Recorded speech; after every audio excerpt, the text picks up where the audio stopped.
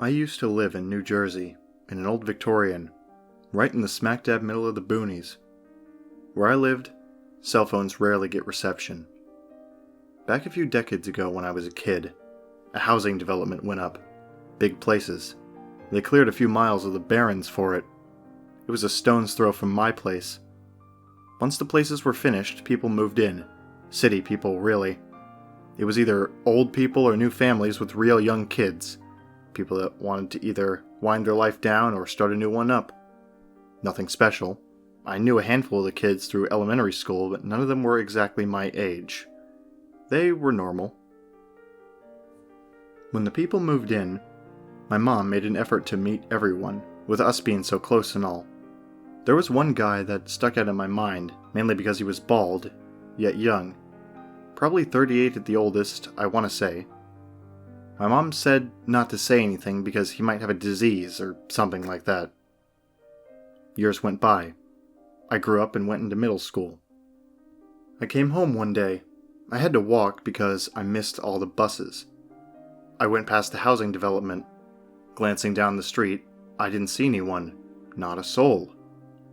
It was around 5:20, according to my watch if I remember right. Normally, all the fathers were getting home at 5-ish.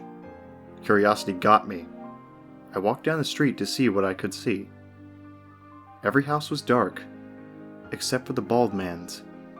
I glanced in his window and saw about the entire population of the small community sitting in his living room. Children, parents, the elderly, everyone.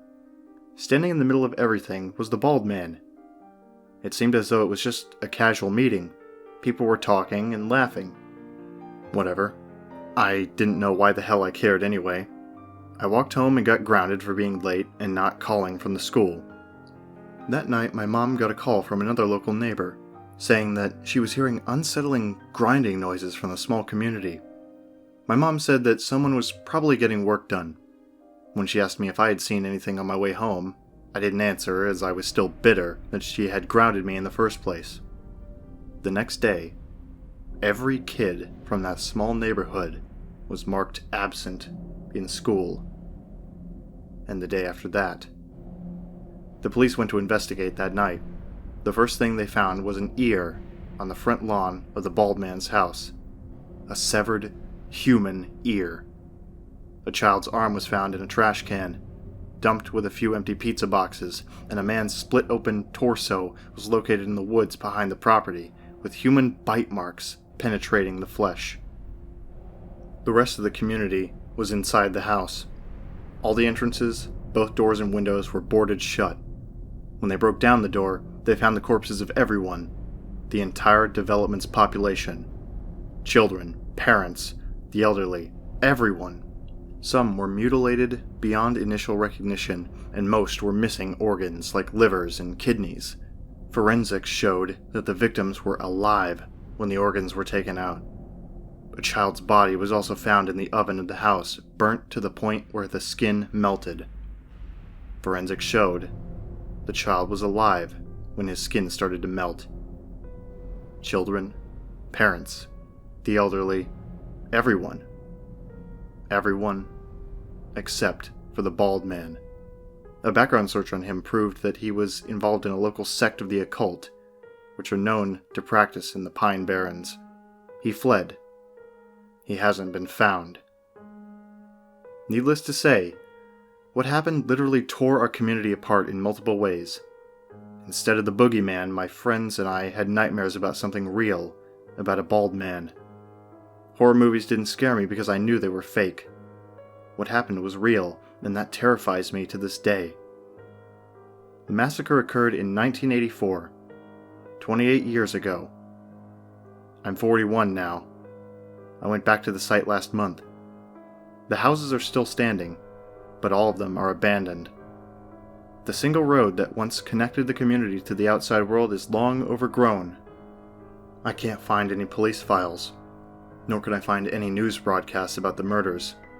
The houses are still there, but everything that had to do with that place seems to be gone. I could spend hours telling all the urban legends I've heard about it. Weird NJ posted a story in their book, I think. Nothing is conclusive. No newspapers, no files. I searched the records of some of the children from my school. They were never legally documented. But I know. And every other person that witnessed it and lived in West Milford County in 1984 knows. I cannot in any way express to you how much the events that I've described have literally ruined my life. If you doubt the reality of it, the only thing I can say is that you're wrong. This happened.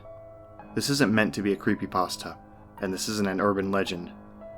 The only reason I post it here is because I know that this is a community that will actually read what I'm writing.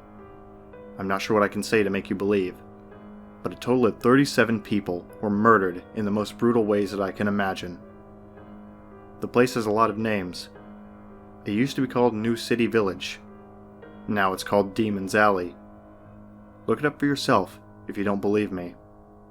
People need to know about this. For all it's worth, please share this.